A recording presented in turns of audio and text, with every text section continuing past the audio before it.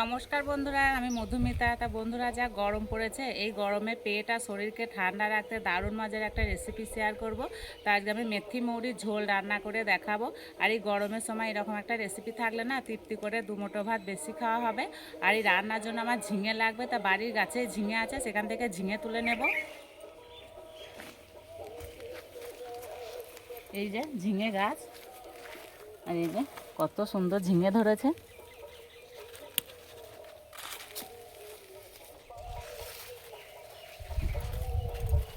এগুলো হচ্ছে দেশি ঝিঙে। এই ঝিঙেগুলো খেতে দারুণ লাগে।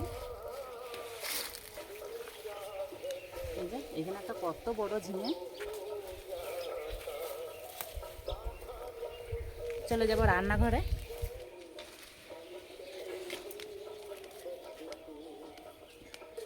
ঝিঙের সাথে দুটো আলু নিয়েছি, আলু আর ঝিঙে কেটে নেব।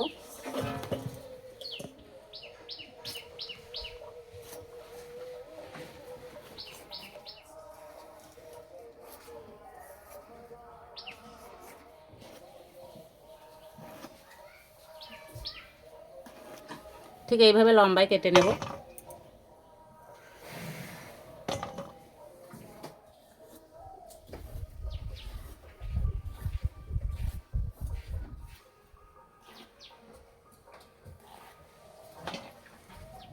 এবার ধুয়ে নেব।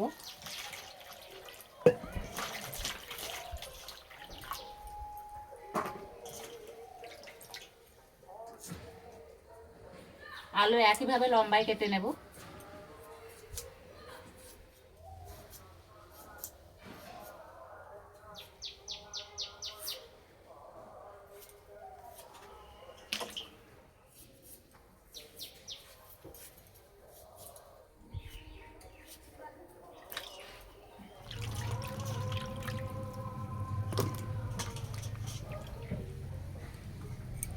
এবং উনান জেলে উনানে কড়াই বসিয়ে দিয়েছি। কড়াই দেবো সর্ষের তেল।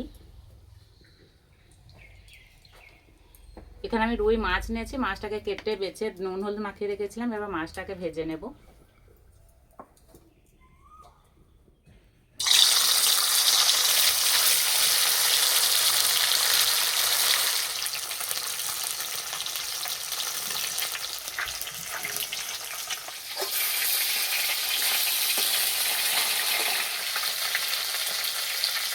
মাছগুলো একদম লাল লাল করে ভেজে নেব।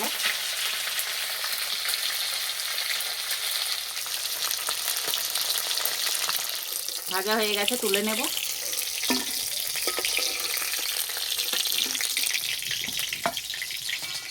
এই মাছ ভাজা তেলে ঝিঙে ভেজে নেব।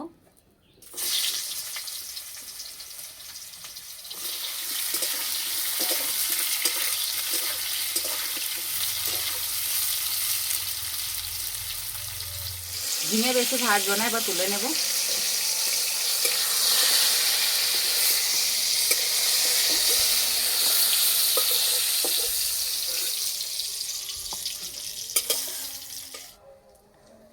রান্নার জন্য অল্প একটু তেল দেব। ফোড়নে দেব গোটা মেথি, আলু দেব।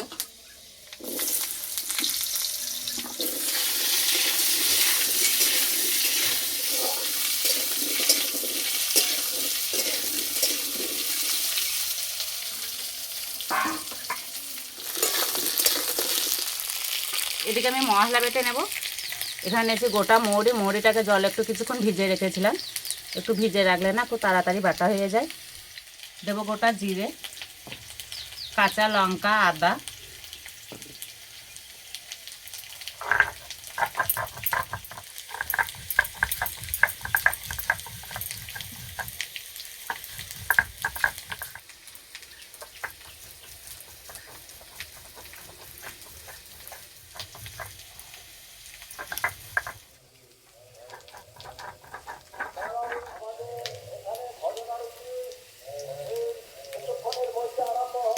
আলু ভাজা হয়ে গেছে, এবার বাটা মশলাটা দিয়ে দেব।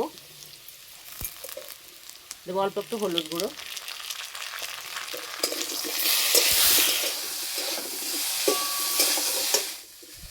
মশলা কষানো হয়ে গেছে, শিল ধোয়া জলটা দিয়ে দেব।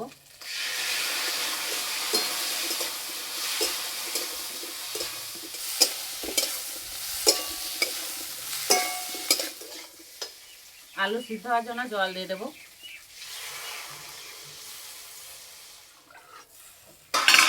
দেবো স্বাদ মতো নুন।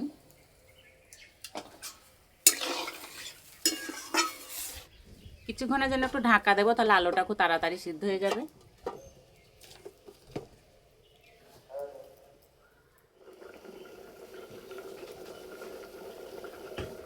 এইভাবে রান্নাটা করলে একদমই সময় লাগে না। চাপাটা খুলে দেব।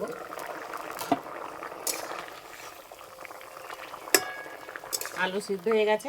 ভেজে রাখা মাছ আর ঝিঙে দেব।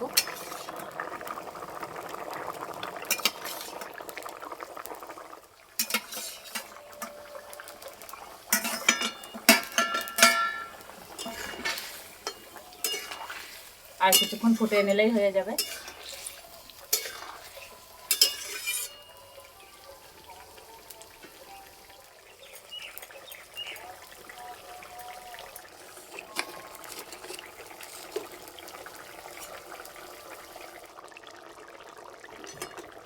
হয়ে গেছে, বা নামিয়ে দেবো।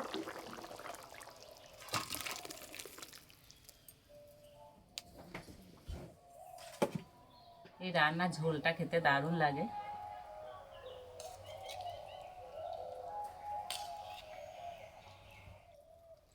এই রান্নায় তো পেঁয়াজ রসুন দেওয়া নাই, খুব সুন্দর একটা সেন্ট বেরোচ্ছে।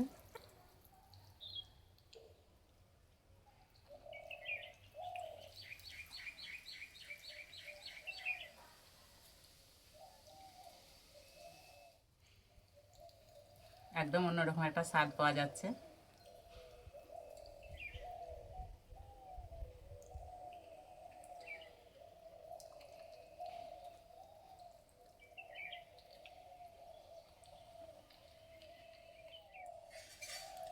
ঝোলটা যা খেতে হয়েছে না।